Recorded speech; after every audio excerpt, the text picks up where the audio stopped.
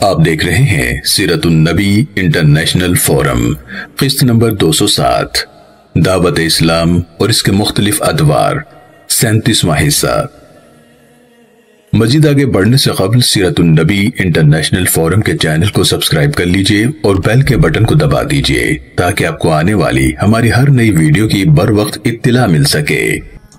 صحابہ کرام پر ظلم و ستم کی روح فرسا داستانیں 5واں حصہ۔ حضرت نہدیہ رضی اللہ تعالیٰ عنہ اور ان کی بیٹی لطیفہ رضی اللہ تعالیٰ عنہ، یہ دونوں ولید بن مغیرہ کی لونڈیاں تھیں۔ انہیں بھی اللہ تعالیٰ نے نعمت ایمان سے مالا مال کر دیا تھا۔ پھر یہ ایک عورت کی ملکیت میں چلے گئیں۔ جب یہ ایمان لے آئی تو یہ بے رحم مالکہ ان کو طرح طرح سے اذیتیں پہنچاتی اور کہتی کہ میں کبھی بھی تمہیں ستانے اور اذیت دینے سے باز نہیں آؤں گی، یا جس نے تجھے بے دین کیا وہ تمہیں خرید کر آزاد کر دے۔ ایک دن وہ ماں بیٹی اپنی مالکہ کا آٹا پیسنے کے لیے جا رہی تھیں۔ حضرت ابو بکر صدیق رضی اللہ تعالیٰ عنہ نے انہیں خریدا اور اسی وقت آزاد کر دیا۔ اس نے جو قیمت مانگی وہی اس کو دے دی اور انہیں کہا کہ اب تم دونوں آزاد ہو، اور جو آٹا پیسنے کے لیے جا رہی تھی ان کے بارے میں فرمایا وہ اس کو واپس کر دو، لیکن انہوں نے عرض کی کہ ہم چاہتے ہیں کہ آٹا پیس کر ہم اس کے حوالے کریں۔ آپ رضی اللہ تعالیٰ عنہ نے فرمایا ذاک ما ان شئتما، یہ تمہاری مرضی۔ حضرت لطیفہ رضی اللہ تعالیٰ عنہ یہ عامر بن فہیرہ کی بہن تھی اور حضرت عمر رضی اللہ تعالیٰ عنہ کی لونڈی تھی۔ اس کی ایک اور لونڈی بھی تھی جو مسلمان ہو گئی تھی۔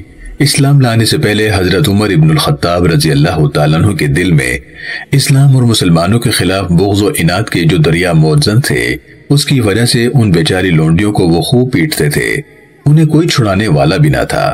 اتنا پیٹتے کہ تھک جاتے اور سستانے کے لیے رکنا پڑتا۔ انہیں کہتے کہ میں ذرا دم لے لوں پھر تمہاری خبر لیتا ہوں۔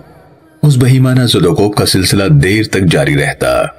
ایک روز جب حضرت عمر رضی اللہ تعالیٰ عنہ ان پر مشق ستم کر رہے تھے اور مار مار کر تھک گئے تو اس لونڈی نے کہا کہ اے عمر، اگر تم مسلمان نہ ہوئے تو میرا رب تمہیں بھی ایسے ہی عذاب میں مبتلا کرے گا۔ الہی، کیا شان ہے تیرے نام کی، کن ناقابل تسخیر قوتوں کا محسن ہے تیری ذات پر ایمان، کیا عظمتیں ہیں تیرے محبوب صلی اللہ علیہ وسلم کے طوق غلامی کی، جن کو یہ سرمدی نعمتیں تو ارزانی فرماتا ہے۔ وہ ذرے ہوں تو رشک آفتاب بن جاتے ہیں، وہ قطرے ہوں تو سمندر کی بے قرانیوں کے امین بن جاتے ہیں، وہ غلام ہوں تو دنیا کے کچکلا ان کے باج گزار بن جاتے ہیں۔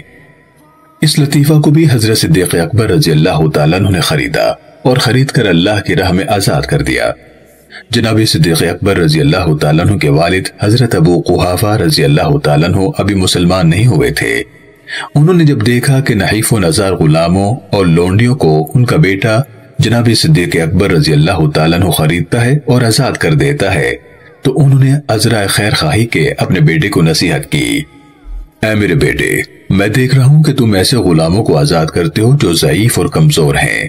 اگر تمہیں غلاموں کو آزاد کرنے کا شوق ہے تو جوان اور طاقتور غلاموں کو آزاد کیا کرو، جو مشکل میں تمہارے دست و بازو بنے اور دشمن کے مقابلے میں وہ تمہارے لیے سینہ سپر ہوں۔ حضرت صدیق اکبر رضی اللہ تعالیٰ عنہ نے جواب دیا، یا ابتی انما ارید ما ارید للہ عز وجل، اے میرے ابا جان، میں جو کچھ یہ کر رہا ہوں محض اپنے بزرگ و برتر رب کی رضا کے لیے کر رہا ہوں۔ اللہ تعالیٰ نے باپ اور بیٹے کی گفتگو سنی اور یہ پیغام دے کر حضرت جبرائیل امین علیہ السلام کو اپنے محبوب رؤوف الرحیم کی خدمت میں حاضر ہونے کا حکم دیا اور فرمایا فَأَمَّا مَنْ أَعْطَى وَاتَّقَى وَصَدَّقَ بِالْحُسْنَى فَسَنُيَسِّرُهُ لِلْيُسْرَى، پس جس نے اپنا مال اللہ کی راہ میں دیا اور پرہیزگاری اختیار کی اور اس نے انفاق و تقوی کے ذریعے اچھائی یعنی دین حق اور آخرت کی تصدیق کی تو ہم ان قریب اسے آسانی یعنی رضا الہی کے لیے سہولت فراہم کر دیں گے۔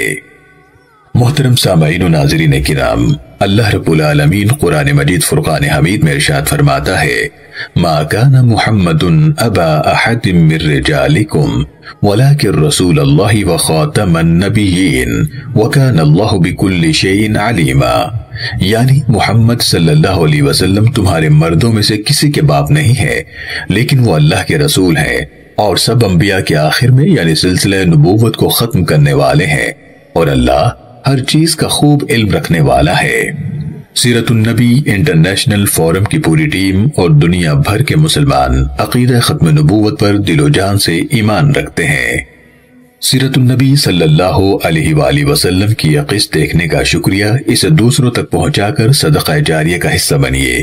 ہم کسی بھی قسم کی غلطی کے لیے معذرت خواہ ہیں اور معتبر دلیل کی بنیاد پر اصلاح کے لیے شکر گزار ہوں گے، جبکہ آپ کی پرخلوص دعاؤں کے طلبکار ہیں۔ جزاکم اللہ خیرا کثیرا۔ مزید آگے جاننے کے لیے دیکھتے رہیے سیرت النبی انٹرنیشنل فورم۔